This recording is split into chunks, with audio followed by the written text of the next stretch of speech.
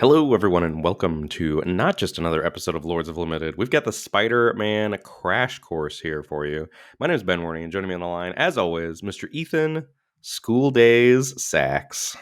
And what do you have to say about the card School Days, Ben? I'm in Cryptic Command. It's I'm Cryptic Command. changing my tune after last week. I'm in on School Days, and I am not in on actual School Days. School is in full swing, and it is hitting me like a ton of bricks in the face. Oh no! Just our first marching man contest. It is off to the races. Oh, so your weekends are gone now too. 0 weekends, yes. Whew. Do you Does it ever? Do you ever feel like ready for it, or does it? Because I feel like it always. I mean, understandably, like you're coming off summer break, and then I feel like the school year kind of eases in a little bit. Are you ever like, I'm ready for it, or is it just always a surprise? No, I mean I'm ready for it, but like that's like asking if you're ready to be Yeah. abused. It's not great. I mean, like are you ever really ready? I mean, but it starts Like in if July. someone So says they're gonna hit you in the face, like it still hurts. You're not gonna be ready. Yeah. What a comparison. I mean, we've been like practicing and stuff since July. Just the Saturdays are very long days on competition days as an introvert because there are, lots of children with lots of energy and lots of problems, and you're around them from 8 in the morning until you get home at midnight or 1 a.m. It's a long day. Well, thank you for coming out of your introverted shell again here on a Sunday morning to share your Spider-Man thoughts with me and our listeners. Absolutely. This is much less like getting smacked in the face. Well, we haven't gotten to we maybe we'll get to some disagreements and you'll feel differently. I don't know. But yes, we are doing the Spider-Man crash course here today. So if you've never joined us for new set season, for crash course season, welcome. We do things a little differently. We are not going to be doing a card by card graded set review, though we have graded all of the commons and uncommons separately in a spreadsheet that you'll have access to should you so want that. But that's more of a way for us to get our thoughts down on a spreadsheet and bring them to you in hopefully a more concise packaged way to get you prepped for your pre-release events and whatever your first drafts or sealed events of this format are. So the rules for today are we're each supposed to come to the episode with 5 format truths, things we expect to be true about this limited environment. And then we'll have some color identity definitions, some things we think we'll be expecting from those colors. And then we'll also talk as we go through those colors about the top uncommons and commons that we expect to see out of those colors. And then wrap things up with some takeaways, which I, of course, never do. But I rely on Ben. Ben's always our good takeaway wrap-up summary guy. No takeaways today? I don't have my takeaways prepped. I'm sure they will come to me throughout the episode. I'll be ready to wrap up the lesson at the end. Don't you worry. Yeah. I'm in full school swing. I bet you're thinking on your feet. You've got things on lock today. Let's do a little bit of housekeeping and then we'll get into our format truths. Let's chat about the Patreon page. Patreon.com/Lords of Limited is where folks can go to give back to the show if they so choose. The show will always be free, but truly the show is powered by the Patreon and our awesome support that we get over there via our listeners. So if you're thinking about it, if you've come and gone, we love to have you come back. And if you're thinking about checking it out, we have some great perks over there. One is access to our Discord. It's an amazing community of like-minded limited individuals where you can talk about new sets. You can talk about what I always talk about is like, oh, it's great for new sets, but in times like this week, it's also awesome to see people going off and talking about Vintage Cube and talking about the Arena Cube and talking about the flashback formats. Like last week we had OTJ, this week we have Phyrexia OB1, and just there's spots for all of those discussions in the Discord if that's what you're looking for. And then of course we all come back together when the big sets drop. As Spider-Man will be dropping next week. And the other thing that we want to shout out is access to our podcast feed where you get access to not only this episode, a day early ad-free, but access to our weekly bonus episode of Lords Unlimited. We always pair the Crash Course episode with an episode talking about some rares. So we're going to be chatting about Spider-Man rares this week. So if that sounds of interest to you, you can check that out. Check out a free trial of it over at the Patreon page. And we want to shout out our new patrons the first week that they joined. This week we're welcoming Ben, Tyler, and Incredible Plum. Thank you. We really appreciate your support. Cannot say thank you enough. You'll love to see a good Ben on there. Yeah. Also, speaking of the Discord, I am headed to MagicCon Atlanta in a couple weeks. So if you're in the Discord or if you just listen to the show and want to shoot us an email or whatever, I would love to meet up at Atlanta. I'm going with a friend of mine from high school, not on the content creator prowl, just going there as myself, mask off, and would love to hang with people. Show is also brought to you by FusionGamingOnline.com, your go-to destination for Magic the Gathering and more. Whether you're chasing down that last elusive rare, stocking up for draft night, or turning your extra cards into store credit, Fusion has you covered with great prices, fast shipping, and a huge selection. If you're in Canada, it's a no-brainer, and even if you're elsewhere, you might be surprised at how competitive Fusion is on price and speed. Check them out at FusionGamingOnline.com/lords and let them know we sent you. That's FusionGamingOnline.com/lords. Great deals. Great selection, delivered fast. So if you need something for Magicon Atlanta, maybe that single to round out that last commander deck to take to Magicon Atlanta, or you need to purchase those 4 VVs to do a standard tournament before they get banned, FusionGamingOnline.com/lords. Yeah, I think now is the time to buy on VV. I think the prices have plummeted after the pre-ban announcement was made last week. Another announcement was made last week, which is that the Omen Paths, the arena or digital version of Spider-Man, is going to have full pod premiere draft on Arena. So I don't know if I assume that's in addition to, because I am extremely dubious of this small set being drafted in an 8-person pod. I am also extremely dubious of that, but I don't know. I'll just have to see it. But mostly what I would like to say about that is that I'm a very enfranchised player, and in our Discord, there's Mike Preventure does a website. What's the name of the website? MTG Scribe. There we go. I got there. Sorry, Mike. And posted in our Discord that OM1 was going to be draftable in 8-player pods, and I was like, what is OM1? And I had to Google that, and then I was like, oh, okay, great. Like, if I am having to Google what is happening in an 8-player draft format as somebody with a podcast about Limited, not great, Watsy. It's not great. So for a little context, I went and looked. I was like, what are like small sets? What are their compositions like? And in like the last 2 small sets we had, which were Rivals of Ixalan and Hour of Devastation, they had 135 commons and uncommons, and there's only 125 commons and uncommons in Spider-Man. So a slightly smaller set in that respect. And I don't particularly think that people want to do drafting of triple small sets.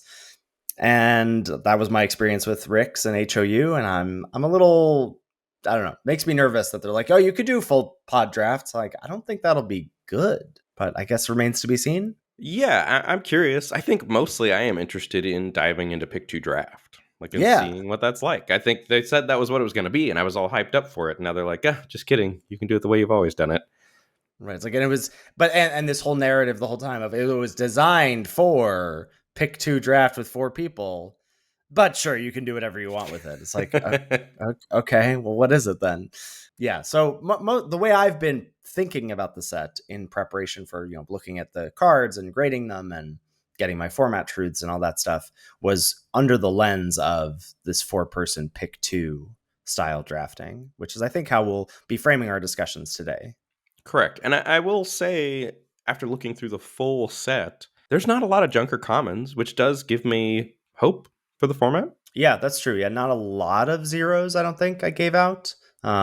Zeros are our versions of Ds or whatever, like replaceable cards that don't matter. Not a lot of cards that I feel like fell under that category at first blush. Yeah. Do you have a strong opinion? Do you want to go first with your truths? Do you want to let me go first? With my truths? I'll go first with my truths.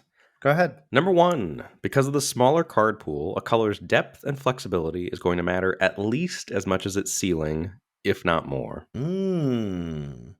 And maybe that's in contrast to in a larger set, like if a color isn't that deep, but its top few commons or uncommons, or maybe just commons, are great. It doesn't really matter how deep it is. Yes, correct. Or it doesn't matter as much because more packs get opened. So if you're in that color and it's open, those cards are going to make their way to you more, but there's less chance of those things getting opened, I think, at a 4-player draft pod. Yeah, I like that. And my format truths are very much Pick 2-y, I guess. I will preface that. So if our audience is going to be drafting this in 8-player pods, but I think we just have to assume we're going to be Pick 2-ing this. That's what my intention is anyway. As a drafter, I am going to start this format in the Pick 2 queues. Yes, for sure. Number 2, Spider-Man is a synergy format, and you won't get rewarded for coloring outside the lines. Oh, interesting. Okay. So I think the decks look pretty prescribed because of how many gold uncommons there are. There are a lot of gold rares. Like you're like there's gonna be 5 decks, and the 5 decks are gonna be doing their thing. There might be a blue red deck. I might be a believer in that, but I think by and large, you find your spot and you do your thing. Speaking of number 3, finding the lock-in point of your draft is going to be key to success in pick 2 draft. So whether that is you open a banger pack and you draft your 2 cards and you lock it in and you soft force from there, whether that is, you have a weak first pack and you get past 2 good cards and you lock it in from like picks 3 and 4, or whether that's you pivot because you think something's open and you lock it in from the point that you pivot, but knowing when and how to lock in is going to be key in Spider-Man. So I would say that if someone like told me, or like you have to pick when people usually lock in a draft, I would say it's like pack 2, pick 3, pack 2, pick 4 is like, that's what I want. Like that's my ideal situation is get deep into a color, pack 1, and then pack 2 and have some feelers. And then early in pack 2, decide what I'm doing. Do you have a Correct. sense if it's going to be earlier than that in pick 2? I And do you would have a sense of like, it's going to be picks 5 and 6 or whatever? Like if you had to Yeah, pick. I would say it's going to be earlier, and I would say most frequently you're going to be locked in by pack 1, pick 1. And then this, Wow. I would say this. I think it's going to be a grading scale. I think Spider-Man's going to be all about soft forcing. Really? Okay, cool. It's my hot take. I love it. That's what we're here for. And then number 4, spells are going to be better than creatures at common, Ooh, with the okay. exception of professional wrestler. Professional wrestler looks like an absolute banger. That's the 4/4 can't be blocked by more than one thing and makes a treasure. Yeah, Yeah. but there's a lot of good removal and a lot of good card advantage. Mm-hmm. And number 5, blue is going to be the best color, with blue white and blue black as the best color pairs. The takes, The the takes. stamps, the I'm laying stamp them and the out there. takes. I love it. I love it. Okay. I would say a fair amount of overlap, though one, not quite deviation, but okay. So here are my 5 truths. Number 1, I said Universes Beyond Spider-Man will play out closer to a small cube, like a two-bert or bar cube, which is a 4-person cube format, than a regular limited format. And I think because of the small, like the shallower card pool, I think decks are going to, or archetypes, like your green-white decks or your blue-black decks, are going to look fairly similar Yes. from pod to pod, which feels very cubey to me. It was like, oh, you drafted blue-black from my cube? Cool. I know what that deck looks like. And I think that's what it's going to feel like here. And I think as a result, I think replayability will be lower. I think like the first 15 to 20 drafts are going to feel really great, are going to be like pretty fun in this format. And I think it's going to be a pretty sharp decline after that. Yeah, that's a clearer way to say. That was kind of what I was getting at by you aren't going to be rewarded for coloring outside the lines. Well, except I did say at number 2, I said off script decks will be discovered. And I don't know what they are. Like, so there's, but I see inklings of monocolored decks thanks to the amount of hybrid mana that exists. And there is certainly in the rare department, like last week we talked about that uncommon mono red payoff that exists. In the rares and mythics, there's like a 5 white mythic rare. There's a card in blue that's like blue for a 2/2 that grows for every blue spell you cast and then is a land on your opponent's turn. So there are like some weird incentives to be quite heavy monocolor or near monocolor. I don't know what the enemy color pairs are going to be. Maybe there's a blue red deck out there, as you were saying. But I do think there's going to be, and I don't know how often, maybe it's going to be once every 2 pods, like maybe 1 out of every 8 decks that gets drafted in this pick 2 format might be someone going, ooh, I actually drafted mono red, and I think that'll be cool to see, but I don't think it's going to be, I don't think it's going to be like whatever tier 1 or like the plan A for your drafting style. But I think it's going to come up a non-zero amount if you're drafting like 15 to 20 times. Yeah, I buy that. I also said number 3, this is a high synergy format. There are many cards, and almost all the mechanics ask you to find their ceiling. Like, a lot of the mechanics are like Mayhem. I mean, Connive just does what it does. But like Mayhem and Web Slinging certainly are like, can you do this thing? Because if you can't do this thing, this card's not very good. But if you do Yes. this thing, this Yeah. card's really good. Yeah. And I think that's going to be really important.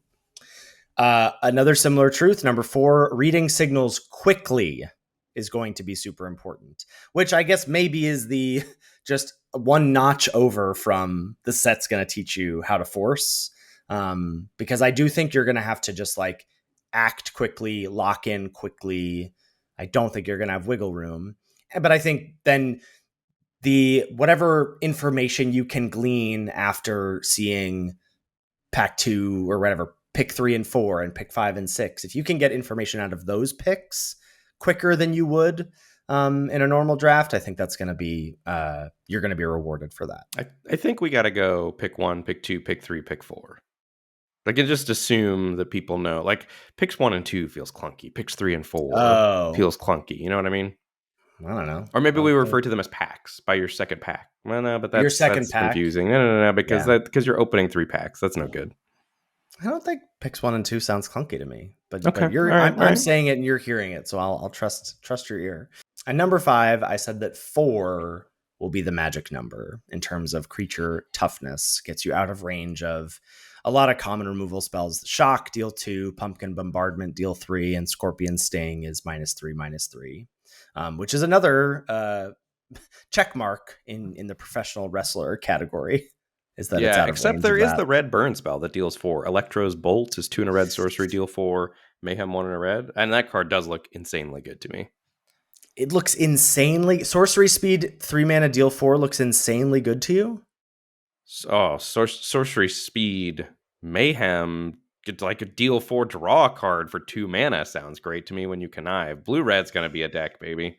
Sure, it's a very synergistic removal spell, but yes, I agree. It's that's good. I don't think it looks incredible to me, but whatever. I think 4 is the magic number. That's my last truth. Okay, there you have Yeah, it. I feel like that there's a fair amount of overlap there. I agree. I'm happy with where we landed. This podcast is sponsored by BetterHelp. We turn to some funny places for support: the cashier at the grocery store, your trainer at the gym, a random parent at the playground. Toddlers, am I right? Or people we're very close to. Family members, loved ones, even podcast co-hosts. How many times have I used Ethan as a sounding board to air out frustrations, troubleshoot problems, or just straight up vent? And vice versa. And I'm happy to listen or help the best I can, but sometimes it's best to leave it to the professionals. Talking with my therapist and working on the skills to manage anxiety or acknowledge it without feeling like I also have to make it go away has been really important for me this year. With over 30,000 therapists, BetterHelp is the world's largest online therapy platform, having served over 5 million people globally.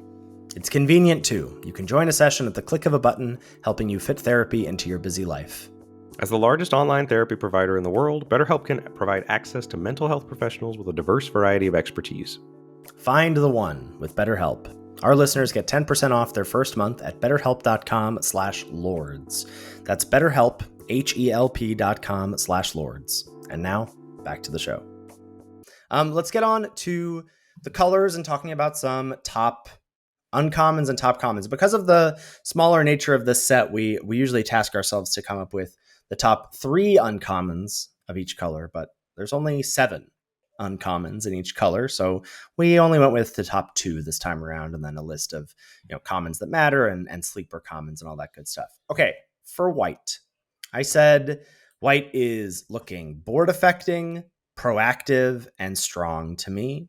I think web slinging and modified, there's tension there There's because definite tension, yeah. like part of it is some of the web slinging payoffs modify your creatures, and so there's synergy there, but there's tension in wanting to modify your creatures and then wanting to be able to pick up tapped creatures. So there is some tension there, but I don't know how much that's going to play out in the +1/+1 counter space. And I don't see much of a defensive white deck. There isn't the sort of focus fire, ride's end kind of, oh, I can maybe slow things down. Both of white's color pairs seem to be wanting to press the advantage. I agree. So I said a similar thing with white wants to attack with web slinging and modified. City Pigeon looks like a huge sleeper to me. I love City Pigeon. This is Oh white yeah, I for a 1/1 agree. flying. When it leaves the battlefield, you make a food token. I almost put that in my 10 notable commons, but I felt irresponsible to do so. But it would not shock me if it Hmm. were. Love City Pigeon. And I think white has a more functional curve of aggressive creatures than most of the other colors at common and Yes. uncommon. Like some of the colors just don't get a good curve of creatures, like playable creatures. Like they just don't have a good drop at a certain mana value or something. That was what made this feel so cube-like to me as I was looking through the spoiler was there's like almost no one drops. And sure, like whatever in Tarkir Dragonstorm, we were like, oh, not a lot of one drops, but there were still, I don't know, 4 or 5 at common or uncommon, and they were good. Like Mardu Devotee came up all the time, and so it wasn't crazy to start your curve at one. It's gonna be really hard to do that in this format, and certainly I think nearly impossible outside of white to do that. And I think the other thing that sticks out to me is that both blue white and green white look playable. And I think blue white looks slightly better to me. I know you're hotter on green white. But the Hmm. thing that I really like about white that I don't think some other colors get, like I think white gets this, I think blue gets this, and it's a little tougher for the other colors, is that white as a base color is good at pivoting into either blue white or green white because both those decks want to do the same thing and white's cards wants to do the thing that both of those decks want to do. Mm. Does that make sense? Like so I think white's going to be Yes. a good starting color in the format because you can dive into either one very happily. Yeah, I buy that. My top two white uncommons in the number one spot, I have Spider UK. It's 3 and a white for a 3/4. At the beginning of your end step, if 2 or more creatures enter the battlefield under your control this turn, you draw a card and gain 2 life. And it has web slinging for 2 and a white. That's the mechanic that lets you cast it for cheaper by returning a tapped creature you control to its owner's hand. And in number two, I have Sudden Strike. 1 and a white for an instant, destroy target attacking or blocking creature. Yeah, I left off Sudden Strike because I think white wants to attack, and generally those types of removal spells where you let your opponent block don't Yeah. work as well. But Spider UK, also my number one. That card looks great. My number two, Flash Thompson Spider Fan. 1 and a white for a 2/2 legendary with Flash. Whenever it enters, choose one or both. Tap target creature, untap target creature. I think there's real blowout potential here. Like as I like that it's good on offense and defense. Like you're gonna sometimes be able to untap your thing and eat your opponent's attacker without like the risk of getting blown out in combat, by a combat trick or whatever as much. And then you're also going to be able to set up turns for web slinging like with Yep. this card super well. And it looks like everything white wants to do. Yeah, like if you don't have an attack with your Gallant Citizen, you can still like flash in, flash Thompson. Like if you have the mana, obviously, but if you flash it in, tap your Gallant Citizen, and then web sling something in to pick it up. It's a big game. Yeah, I think Flash Thompson looks real good to me. And the couple of notable commons that I have for white are Spectacular Tactics. 1 and a white for an instant. Choose one, put a counter on target creature you control. It gains hexproof until end of turn. Or destroy target creature with power 4 or greater. And Web Up, which is the Banishing Light Oblivion Ring of the format. 2 and a white for an enchantment. When it enters, exile target non-land permanent and opponent controls until this enchantment leaves the battlefield. Yeah, those are my two as well. Spectacular Tactics and Web Up for me. Also, if we're talking gold uncommons, Gallant Mm. Citizen, the Selesnya hybrid 1/1 that ETBs draws a card, and Skyward Spider, the Azorius 2/2 with ward and that gets flying during your turn if it's modified. Skyward Spider is on your notable commons list. It is. Interesting. That's it. That feels a little hot takey to me. You like that Does card that it? much? I think it looks really strong. It's Yeah. on curve, 2 mana, 2/2, ward 2. If you Yeah. modify it, it's going to be hard to kill early in the Mm. game and then have to be dealt with. And it looks like there's good ways to modify stuff. Yeah, that's fair. Okay. I like it. All right, that takes us on to blue, where the cards look very spell heavy to me. I think Mysterio's Phantasm is going to need to do a lot of work to hold the ground in the air in the 2-drop slot. It's the one in a blue, 1/3 flying vigilance. It has the instant speed trifecta of like card draw, counter spells, removal. There's even a flash creature at blue. It Hmm. looks to be very self. synergistic, assuming that you can keep the board clear. So I think you're really going to want to pair it with colors with removal and work hard to do that. But I love blue-black as a deck, and I really like blue-white. I said almost the exact same thing. I said powerful late game color, but seems to lack the ability to get there. whatever color Whatever color you pair with blue will want to shore up your early game, because I don't think blue does it very well. But like once you get to the mid to late game with blue, you're going to have a great time. I just don't think blue does a great job of getting you there initially. And the two mechanics, connive and modified, interact extremely favorably, though blue does seem to lean, like if you're sort of thinking about getting deeper into blue, I think blue leans a bit more connivey, which I think is better, because connive can overlap with modified, not necessarily vice versa, you know? Yeah, correct. And I think that's the reason I like blue-black better than blue-white, is that I think black does a Yeah. better job of helping blue do what it wants to do Yes, naturally. I agree. Yeah, I wonder if that means that like blue-white decks will be more base white. Yes, that would and, almost and, certainly be my assumption. and blue-black decks will be base blue. But I also think blue-white's going to use like white's two best cards in Spectacular Tactics and Web Up the Yes. best. Right. Yeah. Because it's Because modified split it guard just wants to or like kill your thing, and then like crush you with way better cards. correct. Yeah. So blue's uncommons, the number one slot. I've got Spiderbite Web Warden, which is 2 and a blue for a 2/2. When it enters, return up to one target non-land permanent to its owner's hand. Love that as a speed bump to slow your opponent down and help you get to that mid to late game. And then in the number 2 slot, School Days, turn around, baby. 3 blue instant, choose one. Do your homework to draw 3 cards, or fight crime, counter target spell, draw a card. I love to see it. Love to see the turnaround on School Days. I also have Spiderbite Web Warden in my number 1 slot. Also notable that Spiderbite, unlike sort of Man of War bounce effects that we've seen in the past, this can bounce your own stuff too. Yeah, it's very good. And but it's not a May, or it is a May. It's very, very good. In the number 2 slot, I went with Robotics Mastery, the 4 and a blue aura flash enchant creature, gets +2/+2, and when it enters, you make 2 1/1 colorless robot artifact creature tokens with flying. I think this card is awesome, and there's like a few things that like care about auras, or like you search up an aura, and I think that this is going to be like one of the best, if not the best, at non-rare to go get. Yeah, I love that card. Blue has banger uncommons. You could have chosen like 4 or 5 of them could have made the cut, and it's deep at common too. I really like blue. I agree. Well, speaking of, what commons from blue made your notable commons list? Whoosh is up first, which is 1 and a blue for an instant kicker, 1 and a blue, and return target non-land permanent to its owner's hand. If it was kicked, draw a card. And that was the only one that made my list. This is my take for best common in the set. Whoosh?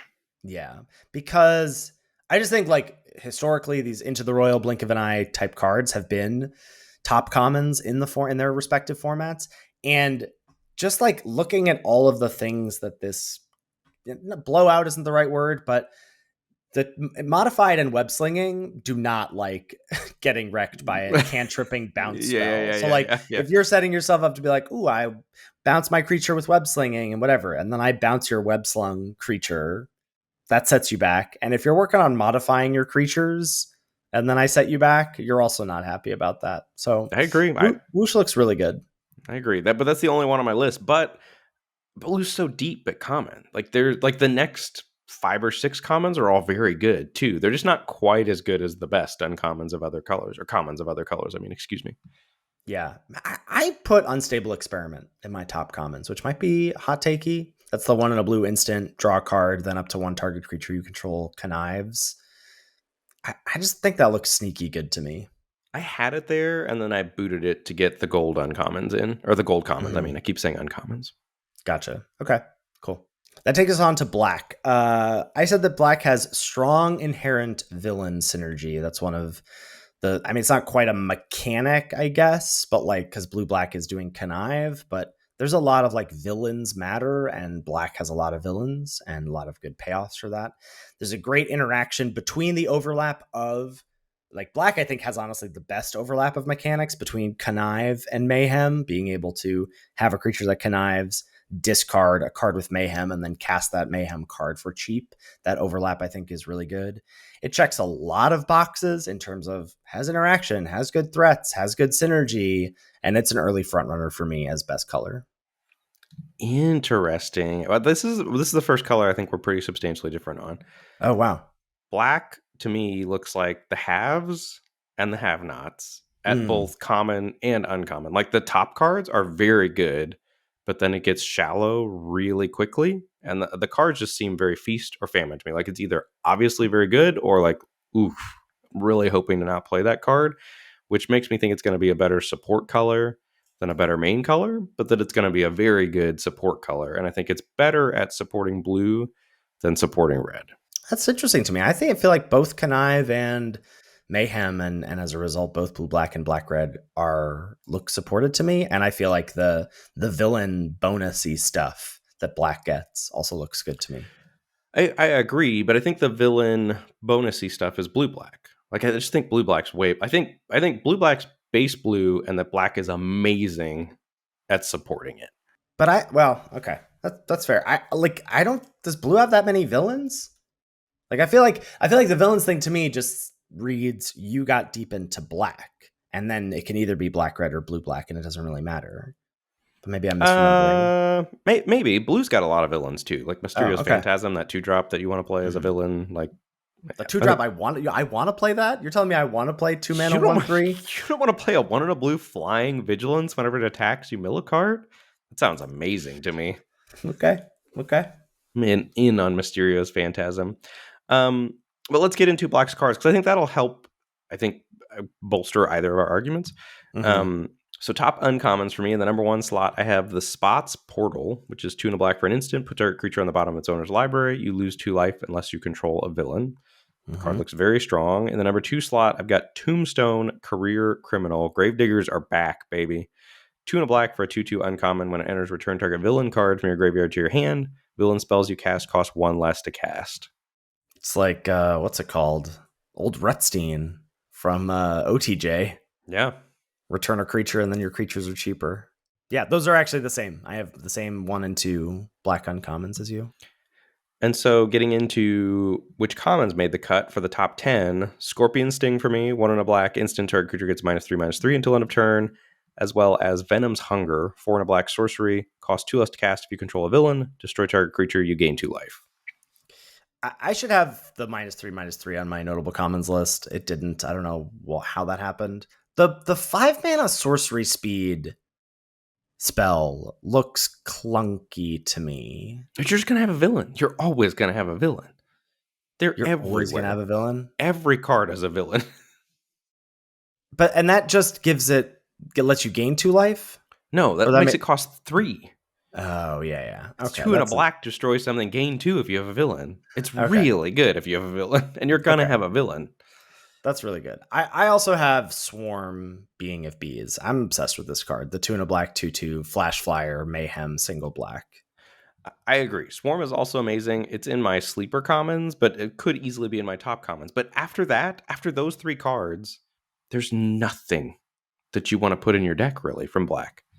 Yeah, I see that. There are a couple other cards that I think are good. Like Merciless Enforcers is 1 and a black 2/1 lifelink. And then you can pay 3 and a black to have it deal damage to each opponent, and it's a villain. I think a 2 mana 2/1 lifelinker with types is good. And I think Risky Research, the 3 mana Surveil 2, draw 2, lose 2, is good. But I mean, I agree, but like that's 3 of 9. Like how many commons do you need to really like? I agree. Well, but here's what I'm worried about for pick 2 draft, or just for the format in general, is that there's 4 people. If black is good and 2 of them are trying to play black, you're just not going to see good cards late. Do you know what I mean? Like, I think you're going to get stuck. Whereas what I like about blue is that even if there are multiple blue drafters, you're seeing cards late that you're pretty consistently happy to play.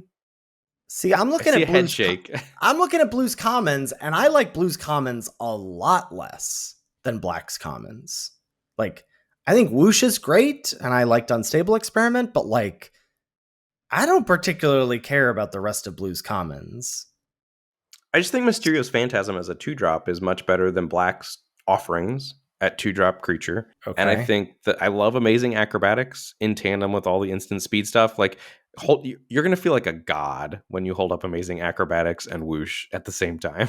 Okay. And throw School Days in the mix also. It's going to be real good. And then Doc Ock's Henchman, you're going to be able to hold that up too. And you know I love a good draw go deck. And I think it's all here in blue. Doc Ock's Henchman is not a good Magic card. That's 3 mana, 2/1 flash. Villain. It's got Ah, types, and whenever you attack, you get a connive. all right. We're just reading cards at this point. Talk to That's me what about people are what's here going for. They on. don't know. They don't know the cards yet. What's going on with red? Well, but time out. Before Okay. we get into red, Okay. I want to debrief on black a little bit more Okay. because I do see what you see there. Like those top 3 cards are bangers, and I think it will be interesting to see. Like black does have more great cards than blue Uh, has. Certainly agree there. And if I'm wrong about black's filler, could easily see black being the top color. But are you ready to stamp with me right now that blue black's going to be the best deck? uh, sure. Let's go. We got him.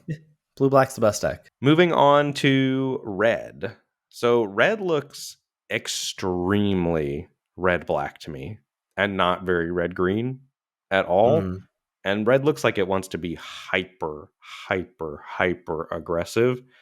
And I think it is going to be a very polarizing color where like if you start red, you almost have to end up red black, which I don't like about it, but I do think red black and like hyper aggressive red looks like a good deck. Yeah, I mean, I just said that, like, I was like, I think red is a little all over the place and not super inspiring. There's not a ton of overlap in the mechanics department, like almost none at all between Mayhem, which are the cards that you discard and get to cast, versus the mana value for greater matters stuff. I mean, there's a little bit of overlap in that you get to cast expensive stuff for cheaper with Mayhem and still trigger the mana value for stuff, but not a lot of overlap and not many like raw rate cards that excite. And I agree that the most exciting cards are the Mayhem cards. Yes. Yeah. And that wants you to be hyper aggressive, wants you to be all in on doing the mayhem thing. And so for example, like I like that deck the way it looks. Like I can picture that deck and it doing good things, but it seems so scary to draft because you're going to have to be in on it from the jump and there's not going to be any wiggle room the way there is with starting white or starting blue. Sure. But like it's less, I agree that like jumping into a guild in a guild set early without an off ramp is dangerous, but it's like it's less scary than trying to jump into a color pair in a normal 10 color pair set because like your options for red, there's 2 options versus 4 options. Sure, but what I'm saying is I think there's really only one option for red. Like I don't, Yeah, I yeah. think I think red green looks like a green deck to me that maybe plays a little bit of red cards that you happen to see Yes. late.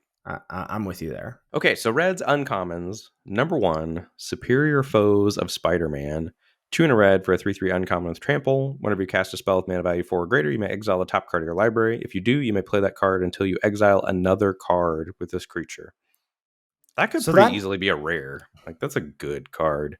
well, and does that have the like Kavu thing from the last set where like if I cast something with mana value 4 while this is in play and then you kill this, I still have access to that exiled card, right? That's my understanding from reading it. Yeah, that's huge. This is an amazing card. And in the number 2 slot, I've got Raging Goblinoids. 4 in a red for a 5/4 haste. Mayhem, 2 in a red. This card is going to be such a feel bad. Yeah, getting hit with a 3 mana 5/4 haste. I mean, there's a lot of ways to turn 3 this card in the format also. Yeah. Yeah. Those are my same 1 and 2 in the uncommon department.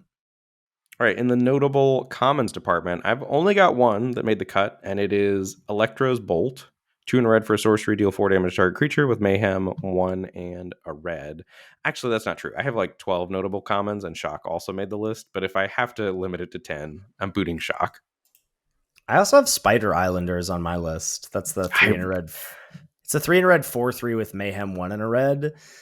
Like 2 mana 4/3 that so like it's a 2 mana Mayhem creature. It's a but it's still going to trigger the mana value 4 stuff.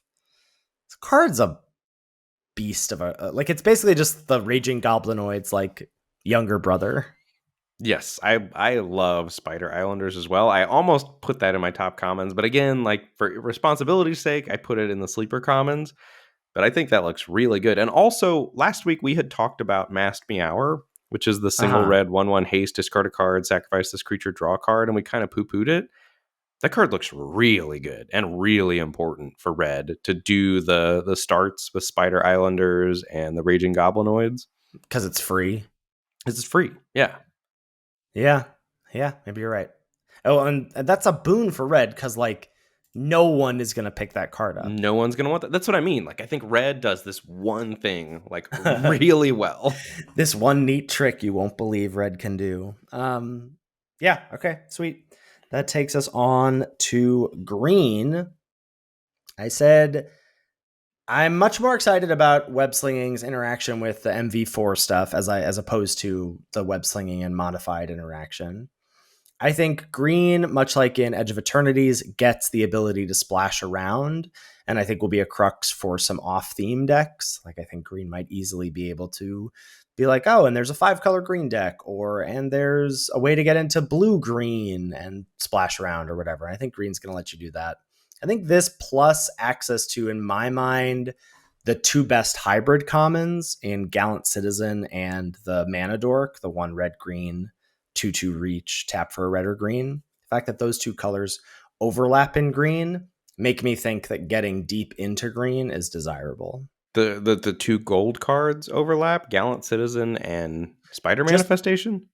the fact that so those are the two green hybrid commons. Yes. And so that in draft, you can like take those and you could be like, well, I'm just getting deep into green. I'm not necessarily deciding I'm green white or green red. I feel like the overlap of those hybrid cards in this color plus the fixing means that you like getting deep into green, I think is going to be a good thing to do because you'll be able to, it's one of the few colors where I feel like you'll be able to delay the decision and not get like punished for doing so. Counterpoint. So I agree with that in theory, except I feel like green white really wants to be heavy base white. Like the green doesn't give you the good enablers to web sling early. And then if you're going to web sling, but maybe that's not true because there are a lot of cute ways to get things tapped. Like web slinging looks supported outside of combat. Like that was a question for me last week. Is this just going to be survival with hoops to jump through? But I think there are a lot of out of combat ways to get stuff tapped, or not a lot, but enough. It's seeded to where if you want to do a synergistic web slinging deck, I think that option looks available to you. I agree that the best, probably the best web slinging, the best green white decks will be heavier white than green. But I don't think that detracts from what green offers you as a color in draft, which is flexibility. Yes. If you had me rank colors that I wanted to get into early, green would probably be number 3. Like I think as far as like feeling good about starting them early, but I don't feel great about green in general. I mean, we might as well start the green hate pre playing with the cards. I'm not on board. Not on board with this. I'm just Not kidding. yet. Green looks much more red green to me than it Mm, looks green white, but it looks pretty clunky compared to like the sleekness of the red deck that I'm picturing in my head, like the heavy base mm, red madness deck or a white deck that's aggressive. Like both of those decks look like they've got good curves in my head. The green deck looks clunkier in my head, and then so I think it looks to me like green loses to the streamlined aggression of red and white, but also doesn't have as good of a late game as blue offers. But maybe you can pair all of that stuff together to make good things. I do think green has several standout individual cards, much like black. I think it's got several bangers at common mm-hmm. and uncommon that are absolute standouts, like some of the better cards in the format. Yeah, my number 1 green uncommon is Spidersman Heroic Horde. It's 1 and a green for a 2/3. It has web slinging for 4 GG. When it enters, if they were cast using web slinging, you gain 3 life and make 2/1 green spider creature tokens with reach. And my number 2, bit of a hot take, but I really like this card. Supportive Parents, 2 and a green for a 3/3. Tap 2 untapped creatures you control, add 1 mana of any color. It's just Just a juicy web slinging card right there. It's a juicy web slinging card. It's a very expensive gene pollinator. It's like a swole gene pollinator because you could also tap itself the turn it comes down to add mana. Mm-hmm. It's a very flexible card. I agree. That's a cool card. I had Spiderman Heroic Horde as my number one also, which I expect to be one of the best uncommons in the format, if not the best. It's very powerful. On the number 2 slot, I've got Terrific Team Up, which is 3G for an instant, costs 2 less to cast if you control a permanent with mana value 4 or greater, and 1 or 2 target creatures you control each get +1/+0 and deal damage equal to their power to target creature an opponent controls. Nice. Yeah, I like that card. I was not like, I don't know why. I just like wasn't interested in putting removal on my lists mostly in this. The removal this looks exercise. good to me. Yeah, Removal I looks think it's going to be really good in this important. format. Again, just with like my take about it messing up web slinging and it messing up modified. Like, you're gonna want interaction because it's gonna really. Otherwise, the synergy is gonna snowball, and if you don't disrupt the synergy, you're gonna fall behind. But the synergy also, the creature-based synergies like that also looks very disruptible to me. Yes, yeah, for sure. Speaking of disruptible creature-based synergy, one of my notable commons is Spider-Man Brooklyn Visionary. I still love this card. 4 and a green, 4/3. When it enters, search your library for a basic land, put it onto the battlefield, tapped, then shuffle, and it has web slinging for 2 and a green. If that card is as good as you think it is, I'm in on green. I don't anticipate that card being good, which is why I'm I think, less excited about green. Interesting. I think I maybe I'm truly crazy. I don't think the front half of this card is that bad. I think the front half of the card is atrocious. I really don't. 5 mana for a 4/3 to search up a basic land. It's Galactic Wayfarer. 3 mana plus 2 mana. No, that's not how mana works, my friend. It's not how mana works, I understand. But I'm just saying, I don't think this card's that bad. But I definitely think the web slinging half is incredible. Yes, if you but how often is that going to be the case? I don't what I don't understand with this argument about web slinging is like you're acting like you've never attacked with a 2-drop and it's connected. Like every 2-drop you've ever attacked with has gotten killed or traded off with. No, but if your opponent is playing green-white or playing green, like the web slinging colors, you're going to be so incentivized to just snap block everything that I think that is going to be less likely than normal in this format. And also, you have to have here's my question about Spider-Man Brooklyn Visionary, or my concern is that I think if you go 2-drop unblocked attack into Spider-Man Brooklyn Visionary, is that very good? Absolutely. Sign me up. What percentage of the time does that happen? I think it's like 5 to 10% of the time. And when it doesn't happen exactly like that, I think this card is pretty abysmal. Yeah, I think that's the difference, is that I don't think the front half is that abysmal. Yeah. But and what percentage of the time do you think you're going to drop into web slinging this on 3? Like, how often do you anticipate web slinging this on 3? Percentages. I don't know how often I anticipate doing it on 3 because I don't have in my head, like, I don't know how many masked me hours there are, right? Like things that could potentially enable this outside of combat prior to that. But I'm also not I feel like you're basically saying, like, unless I can do this on 3 for 3 mana, this card is terrible. And I think there's a wide range of other things that can happen with this card, where on turn 5 you do this for 3 mana plus something else for 2 mana or whatever, like, that you're not really taking into account here. So how many times are you going to do it on turn 3 for 3 mana? I don't know. Sure. I think it's got to be more than 5%, but like, there's a lot of other options for this card that are also good. Heard. And I think also City Pigeon is looking incredible with that card. City Pigeon looks so good. I really want to put City Pigeon in the 10 commons that matter. I mean, it's had many fine predecessors of single white 1/1 flyers that are synergistic. But it also just gets embarrassed by Mysterio's Phantasm from blue. Like, I think there's going to be a lot of rock, paper, scissors, lizard, Spock in this format. I think that's probably fair. I think that's fair. And then I assume we also both have Professional Wrestler on the list, the 3 and a green 4/4. When it enters, make a treasure, and it can't be blocked by more than one creature.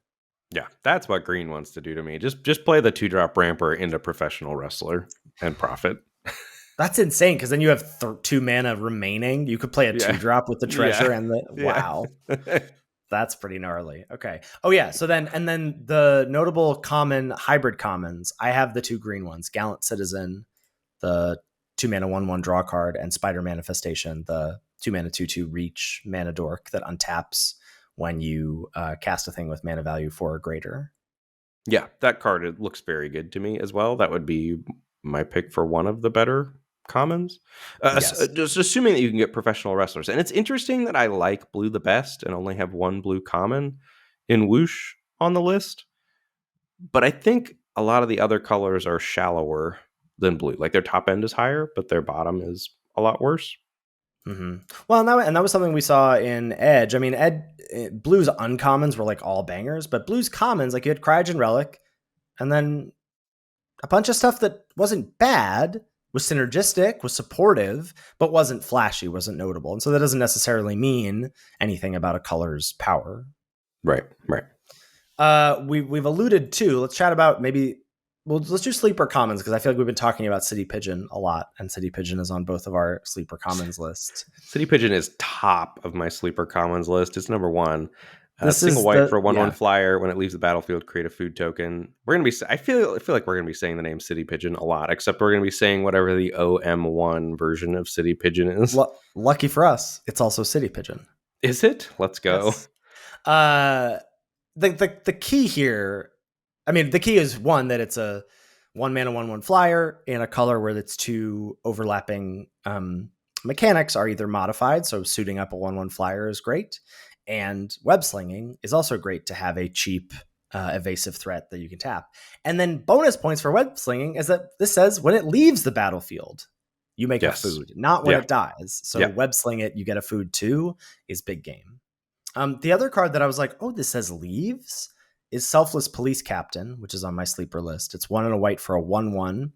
When it enters, it comes with a +1/+1 counter, and when it leaves the battlefield, put its counter on target creature you control. Again, web sling, like this is modified itself and then dumps a counter when it leaves. And if you web sling this, you also get to dump a counter somewhere. Really, really cool. Yeah, I like that card quite a bit. I think that could have been on my sleeper commons list. It was not. White's really good and really deep. I think white is the color I like second best behind blue, thanks to a deep roster of commons that all are on the same plan. Like they all want to attack and do the thing.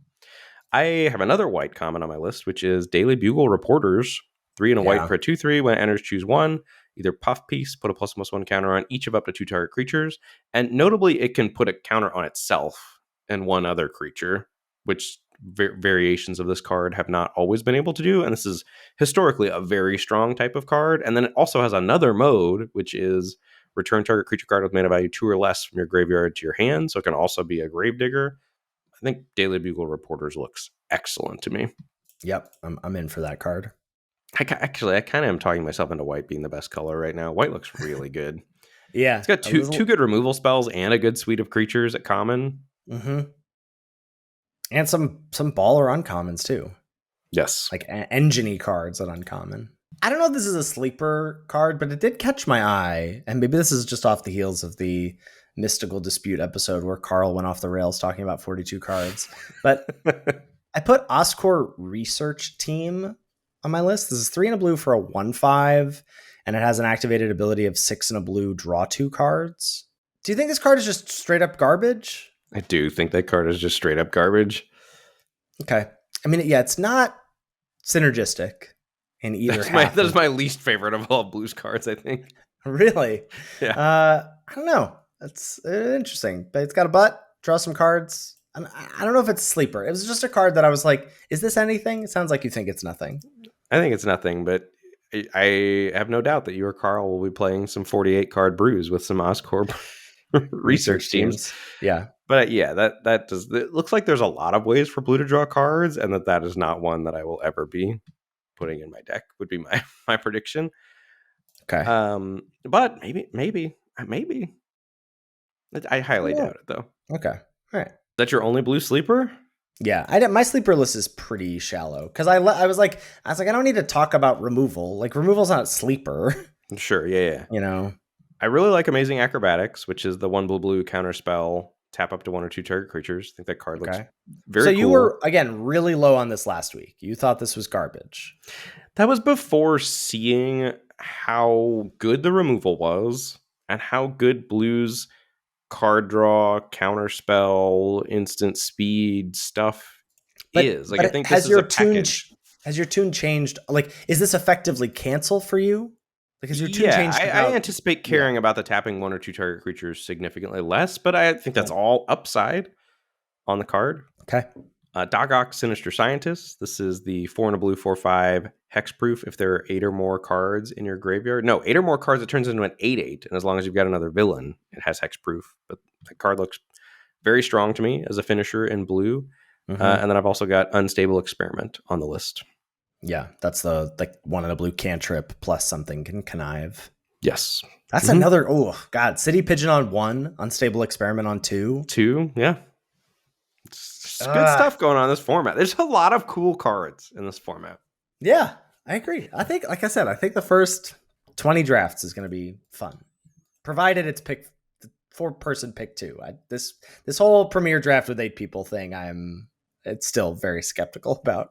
What else you got? Because I jumped straight to some artifacts. I've got Swarm as a sleeper common instead of a top Mm-hmm. common, but that card's very good. That's the 2 and a black 2/2 that you can mayhem for a single black. It's got flash and flying. I've got Romantic Rendezvous, which is 1 in red for a sorcery, discard a card, draw 2 cards. No way. No way? You don't think a red deck's going to be able to dump its hand and then Romantic Rendezvous to gas back up? With a mayhem card? Like, I see the joke, but like... But it's not even necessarily a mayhem card. Like, you're also just going to be able to cast this as your last card and draw 2. You don't have to hold a land because anymore. it's not as an additional cost to cast. Yeah, I think red looks hyper aggressive enough that Romantic Rendezvous is real as a just like card draw spell that's a good rate. Just like super low curve and then draw 2. But I'm picturing like a Neon Dynasty red deck in this format. That's another reason you're high on the Masked Meower. Correct. Yeah. I'm pretty high on the Mass Meower. I'm kind of sad that Mass Meower isn't on my sleeper commons list, but I'm officially adding it now retroactively. And I also like my mono red Burning Man take from last week's Greater Garbage segment. I do. I like that take a lot more this week too. I don't know if it's gonna be true mono red, but I think maybe like an Eldraine style mono red where you're like 13-4, like 13 mountains and then 4 whatever to play a couple removal spells or a bomb or something. Yeah.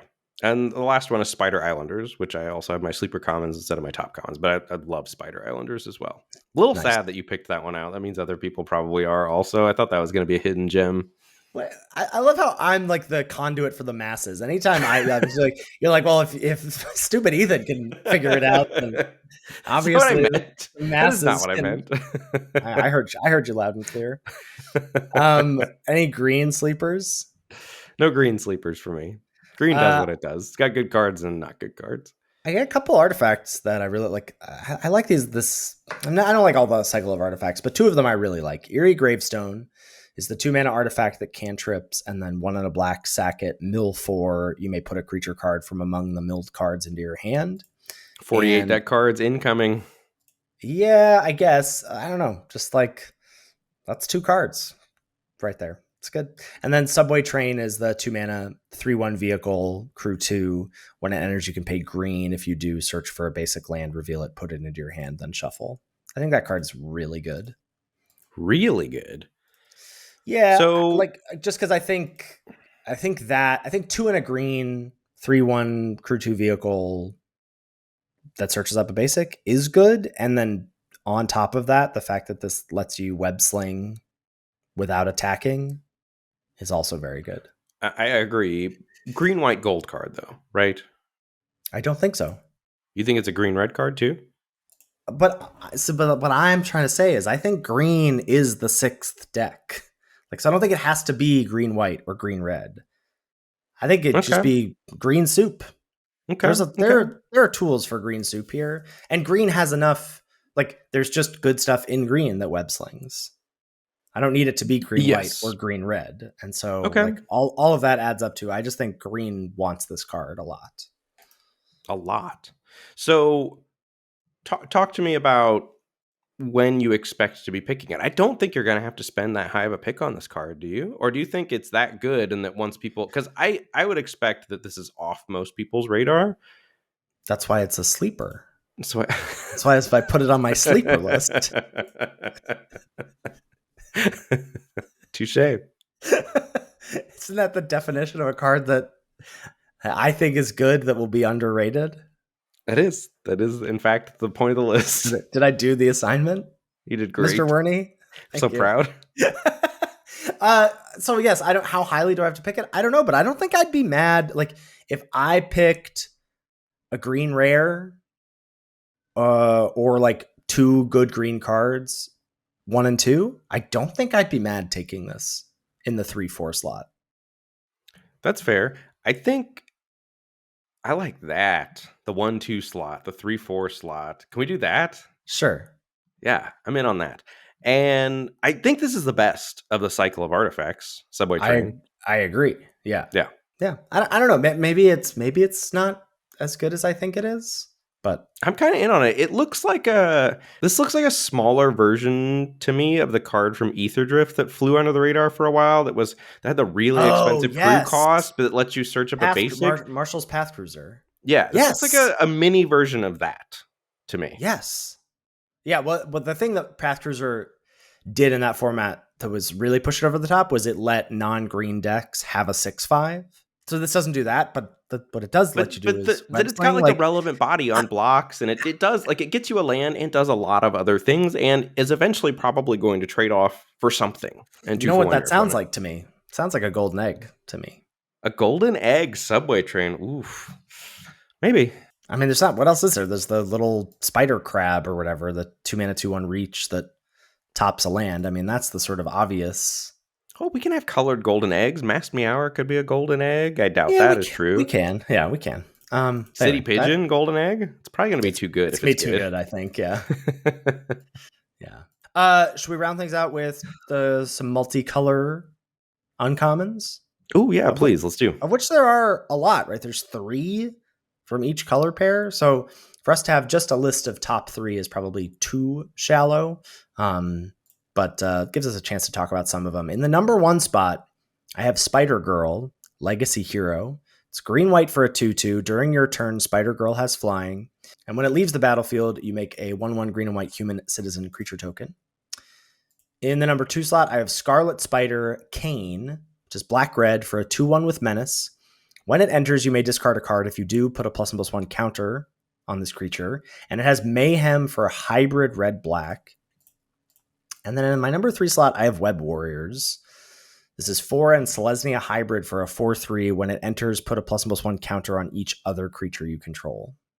Wow, putting your money where your mouth is with that card. You love to see it from last week. So my number 1 and 2 are identical. Spider Girl Legacy Hero looks incredible. Like even if she dies, you still get the 1/1, and it's going to be insane at turning on web slinging. Like just a premium it's gonna be card. Really scary to see that on turn 2 from your opponent.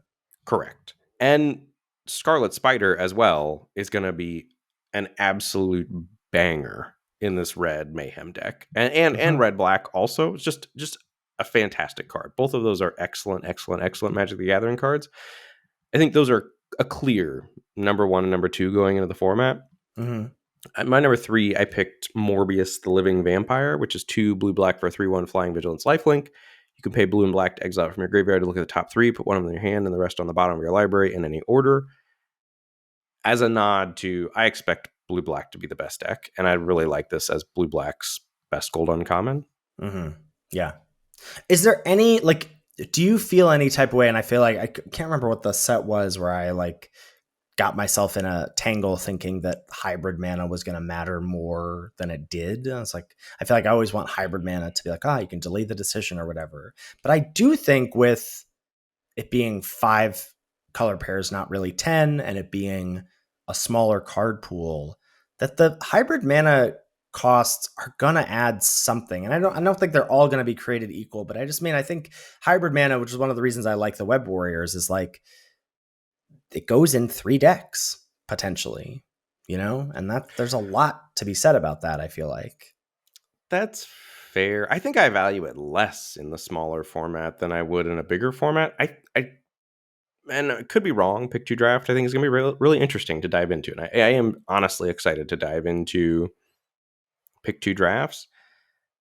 I expect it to be more like I've just been thinking a lot about drafting lately because I've hit a vintage cube renaissance and I've watched all these LSV draft videos and now I'm drafting that, and just thinking about how draft has evolved. And I really expect this to be about, in the draft format, once you hit a certain power threshold, you instantly lock it in and then just Mhm. draft a deck from there. That is my best guess as to how pick two draft is going to work.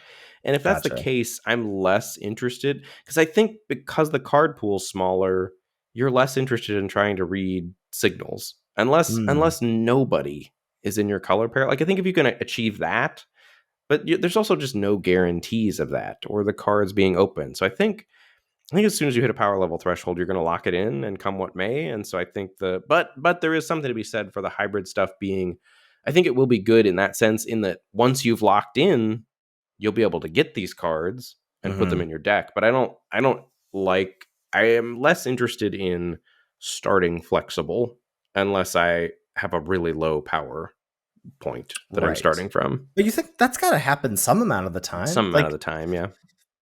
and I think in those drafts, maybe it's just in those drafts, the hybrid cards go up in your pick order. Yes. Yeah. Okay. What do we got? What do you got? You got some takeaways? Did you get your takeaways all sorted in this last hour? I mean, I think a lot of it came through in the Yeah. discussion. If I had to say takeaways, I would say my, the stuff we've talked about just right now with drafting, like having a plan for how you plan to navigate pick two drafts. And I think being open to pick two drafts changing how you draft, whether that is soft forcing more than you normally would, or if you normally force all the time. I also think it could teach you, I think it's going to be really good for teaching people to get better at draft. Like, I do think it's going to be like drafting with training wheels on. And I think that's cool in a certain sense for using it as a teaching tool to help people draft better when they get to 8 pod drafts. Mm-hmm. I think if you want success early, I would not explore much. I would pick a thing and do the thing that your color pair is trying to do. I think the decks are going to be pretty prescribed. Like, I'm excited to play with the Spider-Man cards, but I don't expect a lot of discovery about like hidden gems of cards. You know what I Mm. mean? Like, usually our week 1 episode is coming back and saying, "Oh, this card way overperformed," or Mm-hmm. like thinking about, and I'm sure there'll be some I'm sure cards there'll be like that, but some. just Yeah. it's such a smaller card pool that there's so much less room for cards like that. Yeah, I agree. I mean, I was even noticing that as I was looking through the rares and trying to come up with a list of cards to talk about for our Lords Unlimited episode, was like, not a lot of cards that I feel like I'm going to be surprised by. I don't have a lot of questions about cards. I mean, in terms of like, I guess obviously like City Pigeon could like way overperform, but we're already sort of like, I'm like, I see you, City Pigeon. Yes. And it's just sort of about like, how good are you actually going to be? Because I think you're going to be good, but you could be top common level of good, or you Yes. could just be golden egg level of glue card. Like, it's tough to know, but I've got eyes on you. I like be curious to see if there's any cards where like, man, neither of us even talked about that card last week, and it was really good. It would be surprising to me if that were the case because we're so aligned on everything as far as like top cards go. Mm-hmm. And I think if I were going to leave people with what to do in drafts, certainly I think I'm going into drafts hoping to start white and hoping to start blue because I think those are the two deepest, most flexible colors, and go from there. Yeah, I feel less. I really like white. I think I'm with you on. I don't know if white's the best color, but I think it's really deep, and I like both of its color pairs. But honestly, after talking, red was the color I was the least excited about. But after talking to you about it, I also see the red deck now, and I think that'll be good too. And the fact that like all 5 colors look appealing to me in various ways, and all 5 color pairs look appealing to me in various ways, does make me have hope for like, okay, well, then as long as I find like what's air quotes open or what the other 3 people aren't doing, I think I can get a good deck. Yeah, that's fair. I want. I mean, it's a new Magic set. I want to draft a new Magic set. Yeah. I think interaction also is something we have like glossed over at various points. Yeah. I've also feel like the pendulum is swinging back in some senses. When we first started podcasting, I feel like we were leading the charge of threats are Removal is better than bad. removal. Removal's Yeah. terrible. Like you got to value the premium threats better. And it feels like the pendulum is swinging back in the play booster era that removal is the stuff that matters the most at common and uncommon because the ceilings on cards are just higher and you got to be able to answer them. And that looks true here to me as well. Like removal is great at disrupting the synergy packages that decks are trying to do. And so I think Right. making sure you pack interaction is going to be really, really, really important. And because all of the mechanics are creature based, Creature based, right? yes. And And well, except so, mayhem. I mean, mayhem less so. well, less so, though a lot of the, I mean, not a lot of the enablers. Yeah, because I Or guess sort of creatures, yeah. mayhem kind of undercuts it. Because if you're like, well, I got a discount on this creature, but now it's just a derpy 4/3, you're like, oh, well, I guess I still have to kill that, but it's not really disrupting any synergy. But yeah, certainly web slinging and modified and connive are like, or villains matter or whatever. Like you want removal for those things to disrupt what's going on. Right. Like I honestly think mayhem is the most removal proof of them because you're going to have 2-for-1 most of the time if you're mayheming a creature in, right? Because you're going to have pitched it like through conniving and like be up a card and then casting your thing still. So Right. I think of all the mechanics, mayhem looks the strongest to me. If assuming you can do the thing, like the connive mayhem Yeah. tandem of like getting value there, that looks the least disruptible and the most objectively powerful to me, which is also why I like blue because I think it's the center point of all of that stuff. Yeah. Well, a blue black certainly is the center point of connive / mayhem plus the villains matter thing. Like it's only really there is spiders matter in white green too. But the fact that blue black also gets this like sort of secondary mechanic synergy, I think is a boon for that color pair. Sure, but the difference in those two to me is that some of the villains are connivey, right? So Mm-hmm. when I've connived, pitch my villain, cast it, I've 2-for-1 you. Yes. The hero stuff, the spider stuff is just great rate cards that can get answered 1-for-1 by removal. Mm-hmm. Yeah. So yeah, I think there's a lot of interesting stuff to think about, and I'm excited to get my hands on the new cards and play with them. Yeah. So we're going to get to do early access on Arena this week, courtesy of WotC. So we'll have some drafts under our belt with that. I have all set a plan to do a pick 2 pre-release draft with some friends on Friday. So I'll have that for some intel for next week. And then we'll pick up the pieces and we'll shore things up. And then we'll have the full picture solved for you next week in preparation for the set going live the following Tuesday.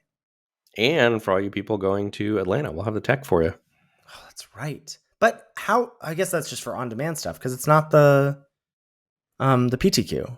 Not the PTQ, but I am I'm going with a friend of mine from high school. And he was like, should we register for like a 2-headed giant Oh, it's gonna be sealed or like so much easier to fire friend drafts. And I was like, no, we're just gonna be on demand drafting pick 2 drafts with 4 people, and it's gonna be very chill and it's gonna be great.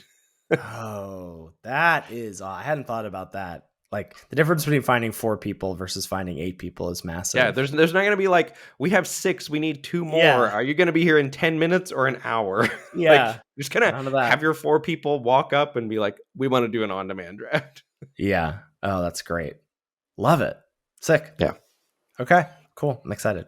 All right, good place to wrap us up. Thank you, as always, to Salty Pretzels for our intro and outro music. Make sure you give it a listen.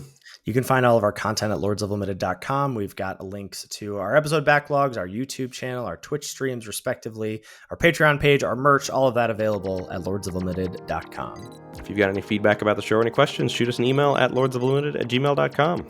Thanks so much for listening, and we'll catch you next week for another episode of Lords of Limited. Thanks, everybody. See you later.